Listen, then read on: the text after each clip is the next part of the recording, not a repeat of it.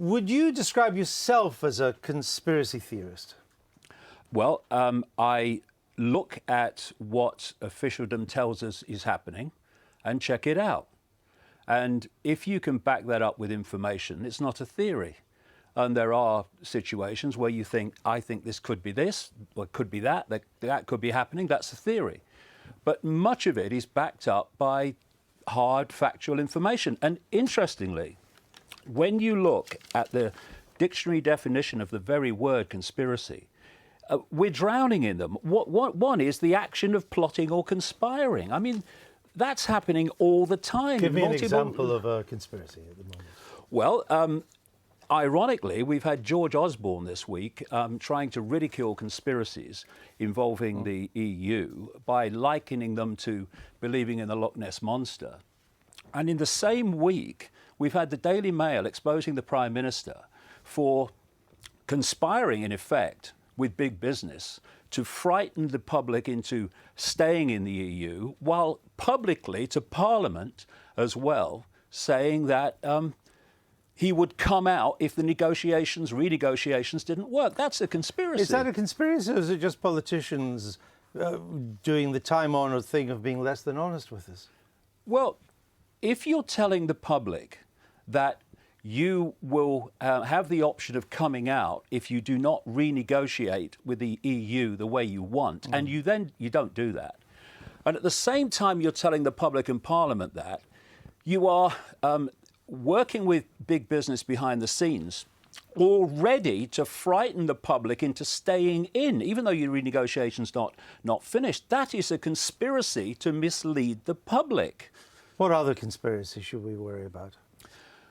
Well, what we're looking at all the time are conspiracy after conspiracy coming to light, while the idea of conspiracy and the very word conspiracy is demonized. For instance, we have a situation with this Chilcot inquiry where we're going to see, indeed the information has already come out, that the Prime Minister of the time, Tony Blair and George Bush and the administrations, lied to us to justify an invasion of Iraq.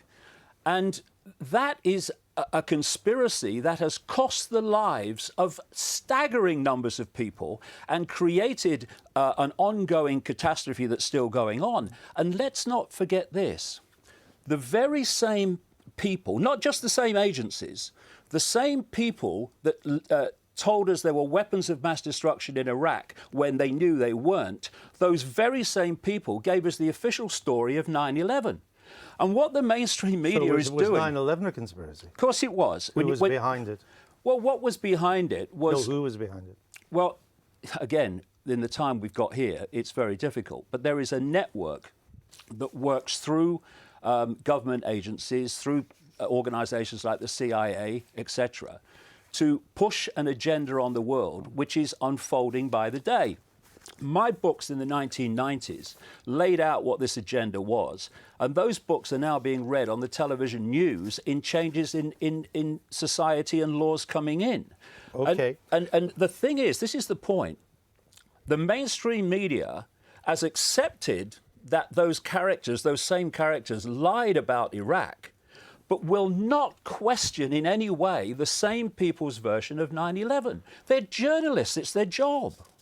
But do you still think the royal family were shape-shifting lizards? Yes, I do.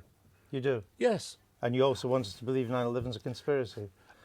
Yes, but the Doesn't point... that rather undermine... I mean, well, no, it I doesn't. can see the point that you might have some question 9/11, but if you also think that Buckingham Palace is inhabited by lizards, it kind of undermines but it's not that simple. There's a whole big backstory before you get to what I'm saying. If you deliver it in one line, the world's run by reptiles, you meet it on one level. Oh, that's crazy! Immediate reflex action.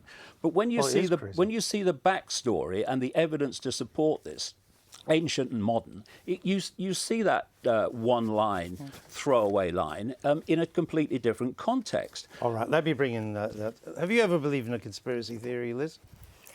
No, I haven't, but I think David Aronovich is really interesting on this because he says that sort of paradoxically we keep obsessing about conspiracies because somehow it's actually reassuring to think that there's some great network or some purpose when in fact the world is chaotic and random and terrible things happen. And Iraq was just a horrible foreign policy mistake. And we can't get our heads around it. You see, as a journalist, I would love to believe in conspiracy theorists because they're much better stories. But almost everything I've ever investigated, it turns out cock-up is a better explanation than conspiracy. Yes, I know people put a lot of work into conspiracy theories, but I still think they're actually intellectually lazy. I think, people just don't want to get their head around the way things really work. That having been said, let me say firstly that, a lot of people are gullible about conspiracies. I think the police were extremely gullible about the Downing Street paedophile ring, as it turns out. And on the other hand, I'll just end my comment with this point. There clearly was a conspiracy over Hillsborough. And over 28 years or whatever it was, people denied there was a conspiracy, but there was. My last book, before the present one, is 1,000 pages. Have you read any of my books? No, I haven't. How do you know that it's intellectually lazy? I wasn't talking about you, actually, David. No. You were talking about me, because that's what I do. How do you know... No, I meant members of the public who immediately latch onto a conspiracy as being the most reasonable explanation of a perfectly simple situation, I think are intellectually lazy.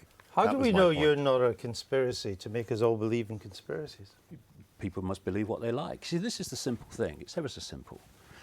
You look at information and you make a decision on what you think of it.